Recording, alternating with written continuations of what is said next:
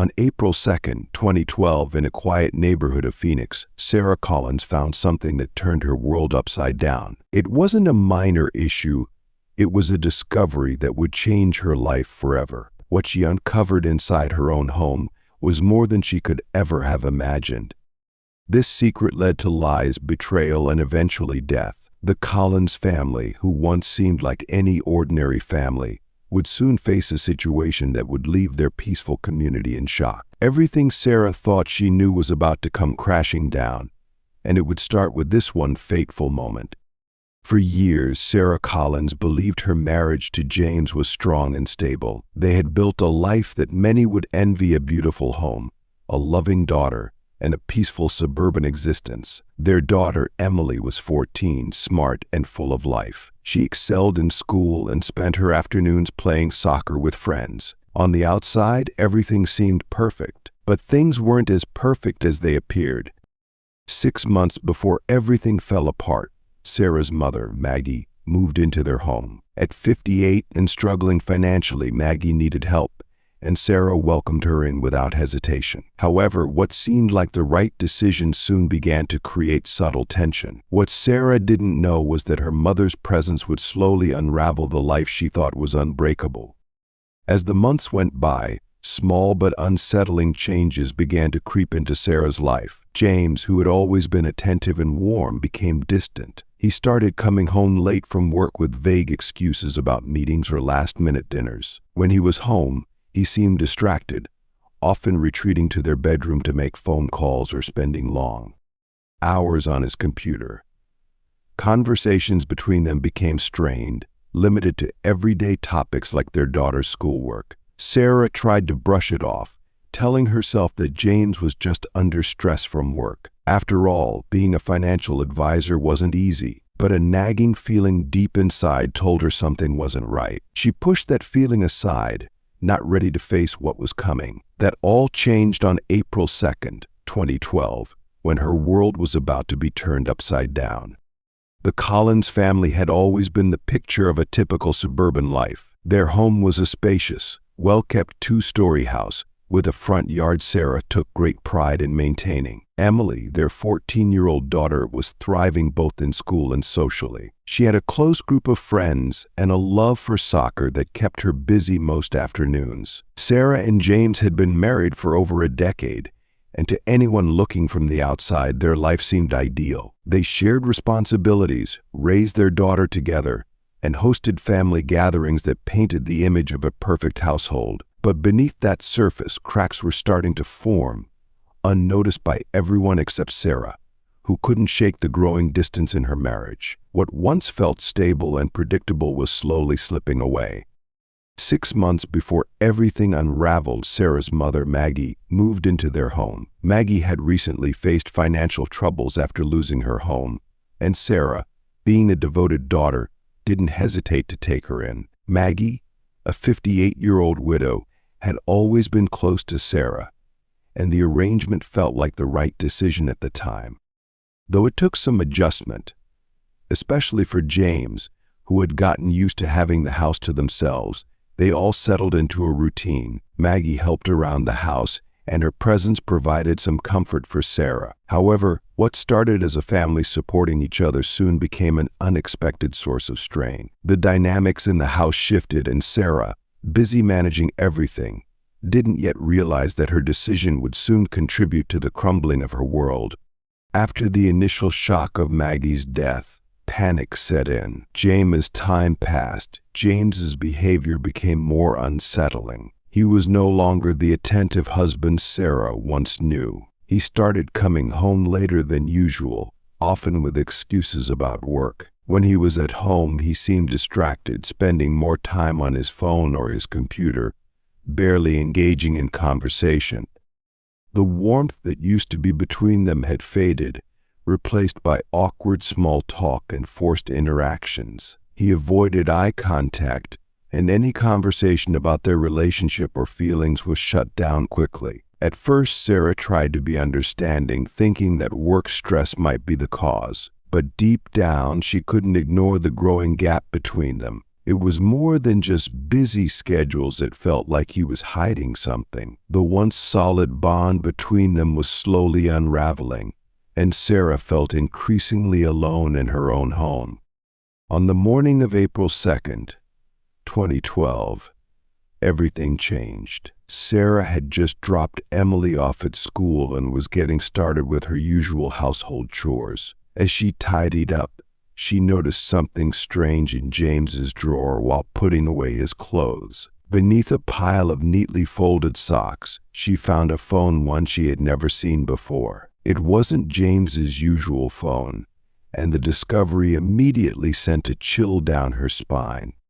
Her heart raced as she picked it up, confused as to why he would need a second phone. Without thinking twice, she powered it on. There was no passcode, and what she saw next made her stomach drop. The messages on the phone weren't just shocking, they were filled with details that pointed to a secret life James had kept hidden. The name attached to the messages, Maggie, her mother.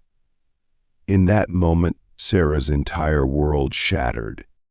After discovering the secret phone, Sarah felt paralyzed by the weight of what she had uncovered. Her mind raced, but outwardly she remained calm. She couldn't let James or Maggie know what she had found, not yet. So she went about her day as if nothing had changed, even though everything inside her had. Every moment she spent with them felt like torture, but she kept her emotions locked away. The betrayal was overwhelming, and yet Sarah didn't confront them. Instead, she quietly gathered more evidence, watching their every move, noticing the stolen glances between them that she had been blind to before.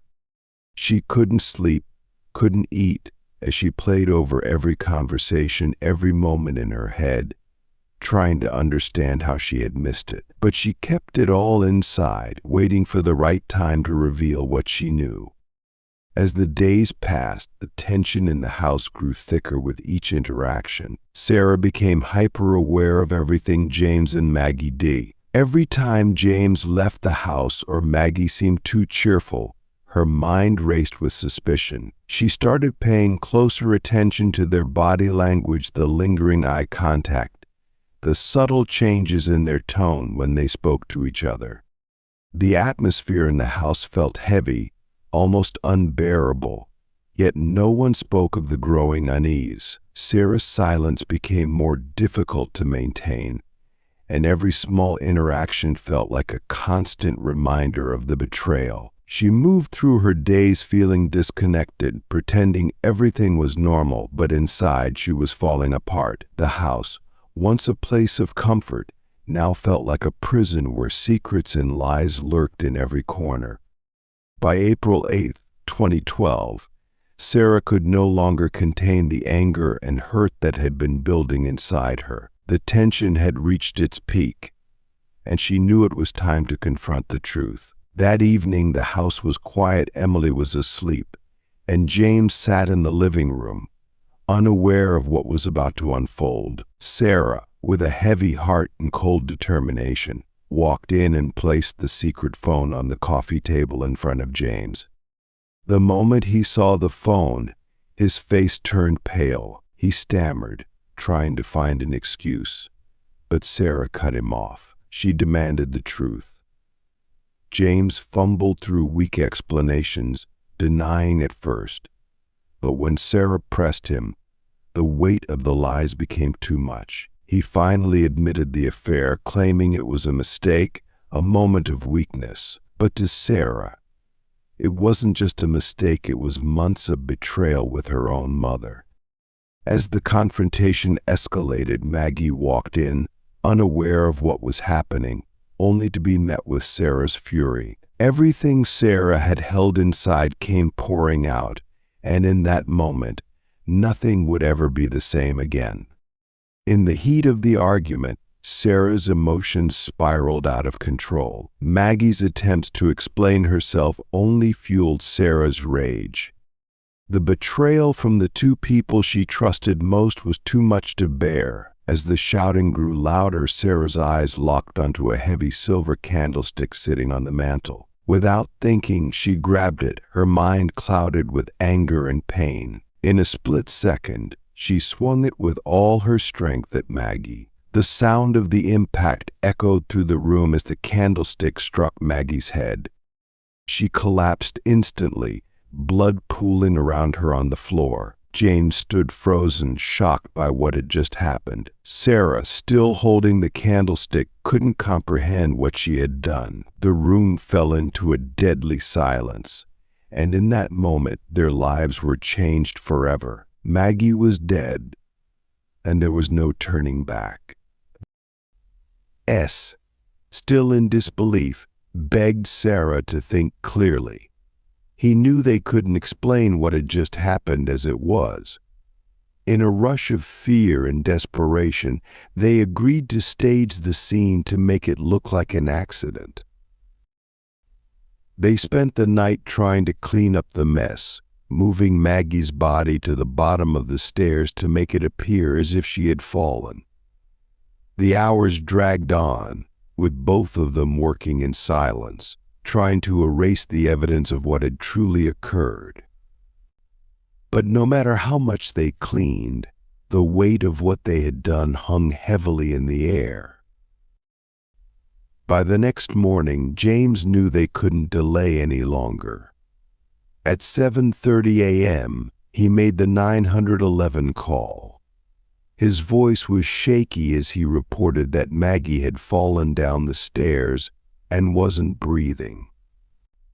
As he hung up the phone, both he and Sarah knew the lie they had just told wasn't going to hold for long.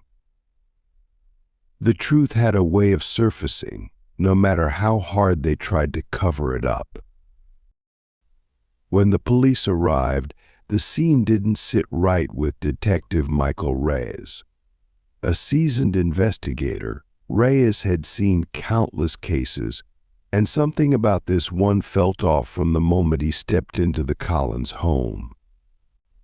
Maggie's body was positioned too neatly at the bottom of the stairs, and there were no signs of a struggle.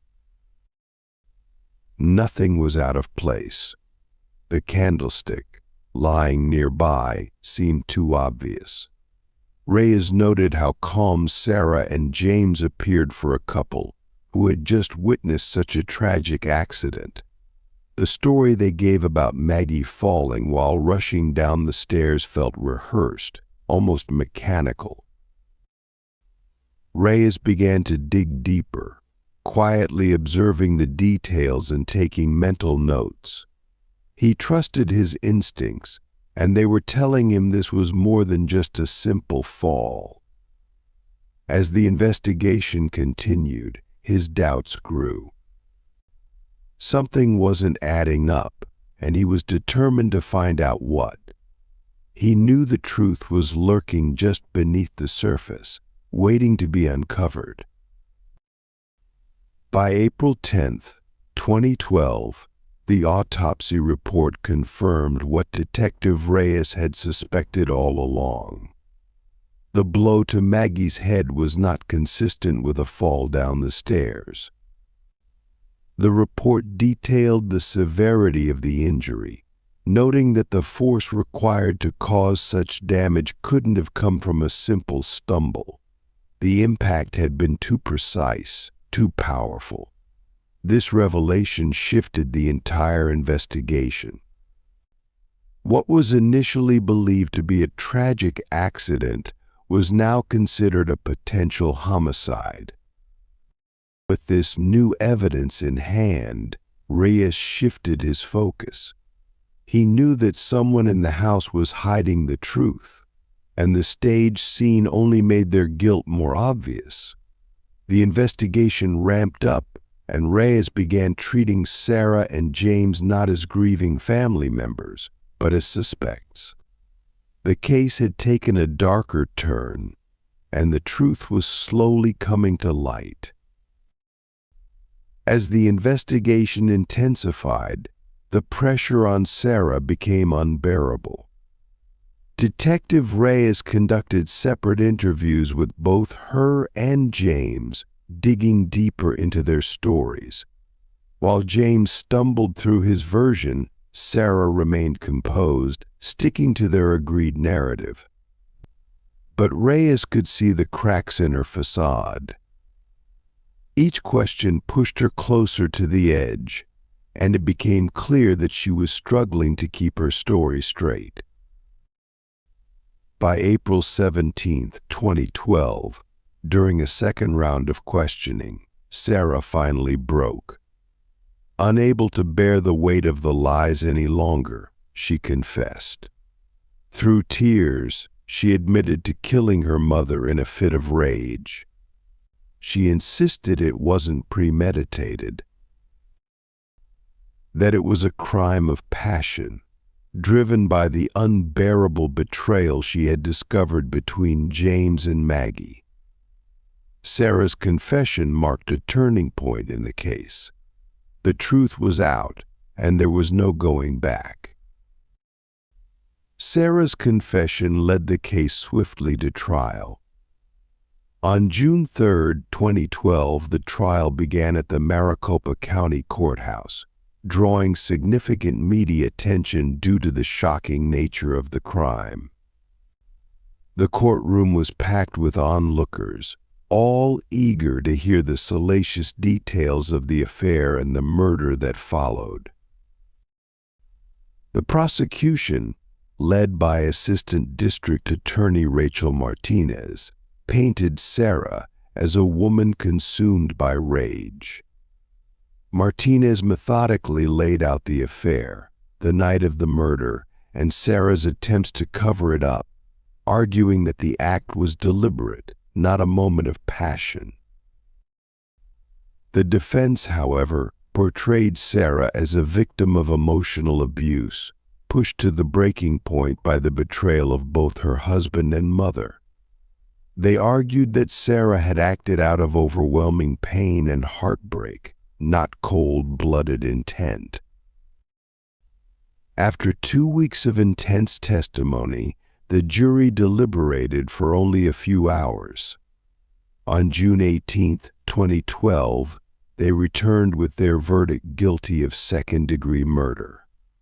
Sarah was sentenced to 25 years in prison without the possibility of parole. As the sentence was read, Sarah sat motionless, knowing that her life as she knew it was over. The once perfect family had been destroyed, leaving behind only questions about love, betrayal, and the devastating consequences of trust broken. In the aftermath of the trial, the Collins family was left in ruins, their story a haunting reminder of how deeply betrayal can cut. Sarah's once happy life had been shattered by secrets she never saw coming. James, the man she trusted most, had played a part in the unraveling of everything they had built together. Maggie, her own mother, had crossed a line that no family should ever cross. In the end, the consequences of their actions were unavoidable. Sarah now faced decades behind bars, her daughter left without the family she once knew. James, although free, had lost everything: his wife, his mother-in-law, and the life they had shared. The tragedy raised difficult questions about trust, love, and what happens when those bonds are broken beyond repair. While justice had been served in the eyes of the law, the emotional scars would remain, forever marking those involved. It was a story that began with a family and ended in heartbreak, betrayal, and loss that no one could have predicted.